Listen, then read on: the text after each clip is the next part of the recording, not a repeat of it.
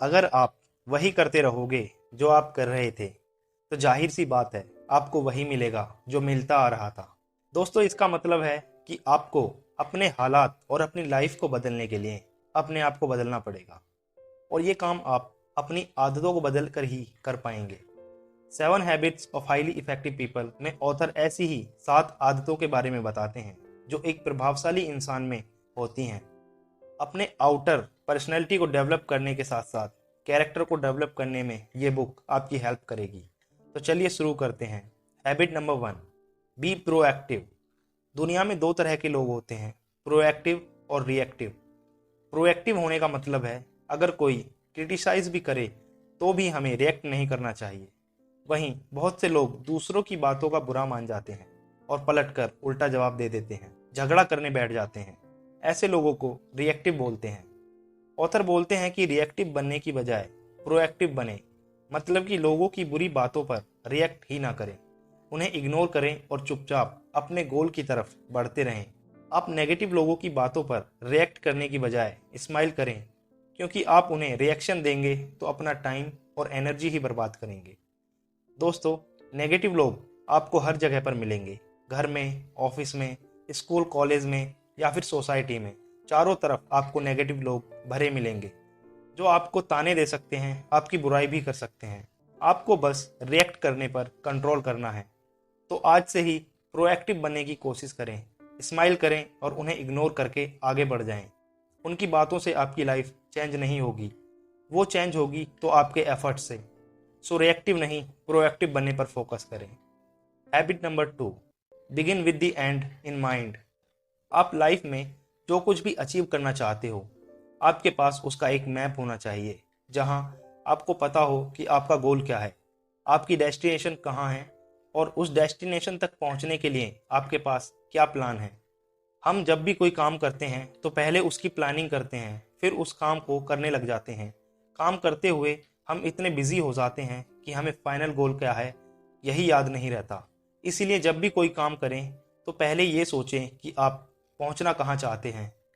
For example, अगर आप boxing सीखना चाहते हैं तो आपका फाइनल गोल क्या है? क्या आप सिर्फ कॉलेज टीम में खेलना चाहते हैं, या फिर स्टेट लेवल पर खेलना चाहते हैं, या फिर हो सकता है ओलंपिक्स में जाना चाहते हैं? इस बात को ध्यान में रखकर मेहनत करेंगे तो अपने गोल तक आप जरूर पहुंच जाएंगे। ऑथर बोलते हैं कि आपको ये पता होना चाहिए कि आपकी लाइफ का पर्पस क्या है, जो आपका एंड गोल है। Habit number 3, put first things first. दोस्तों, कई बार हमारे पास करने के लिए हजारों काम होते हैं, तो ऐसे में कौन सा काम करें, कौन सा छोड़ दें, यह तय कर पाना काफ़ी मुश्किल हो जाता है। ऐसे में जो काम सबसे ज़रूरी है, सबसे पहले वो करें। फॉर एग्जाम्पल, अगर आप ओवरवेट हैं और आपकी बॉडी शेप बिगड़ी हुई है, तो सबसे पहले आपको एक्सरसाइज पर फोकस करना चाहिए, क्योंकि ये आपकी हेल्थ से रिलेटेड है। उसके बाद आप नेक्स्ट इम्पोर्टेंट काम करें। काम की प्रायोरिटी को डिसाइड करने के लिए टू डू की लिस्ट बनाएं। उस लिस्ट में दिन के सारे काम लिखें, फिर उन कामों पर नंबर लिख लें। जो सबसे पहले करना है उस काम के ऊपर नंबर 1 लिख लें। ऐसे ही हर काम को प्रायोरिटी वाइज नंबर डिसाइड करें। इस मेथड से आप सुपर फास्ट तरीके से अपना काम कर पाएंगे। Habit number 4, think win win. जब भी कोई विवाद या झगड़ा हो तो एक ऐसा तरीका निकालना चाहिए कि दोनों ग्रुप का फायदा हो। ऐसा नहीं सोचना चाहिए कि मेरी जीत हो और सामने वाले की हार। इससे सामने वाला बदले की भावना रख सकता है और कभी ना कभी आपको नुकसान पहुंचाने की कोशिश जरूर कर सकता है। दोस्तों, ये चौथी आदत बहुत ही जरूरी है, विन विन थिंकिंग, यानी कि आप खुद भी जीतेंगे और दूसरों को भी अपने साथ जिताएंगे। कामयाब लोग हमेशा दूसरों को भी जिताते हैं। अक्सर आपने देखा होगा कि जो लोग मोटिवेशनल स्पीकर होते हैं वो हमेशा आपको मोटिवेट करते हैं, जिससे आप भी जीत जाएं। हमेशा दूसरों की जीत में ही उनकी जीत होती है। वो अपनी स्किल्स के जरिए खुद भी पैसा कमाते हैं और दूसरों को भी पैसा कमाना सिखाते हैं और इंस्पायर भी करते हैं। इसी को कहते हैं कि खुद भी जीतना और दूसरों को भी जिताना। दोस्तों, अगर आप भी ऐसा ही माइंडसेट रखोगे तो आप भी जल्दी ही कामयाब हो जाएंगे।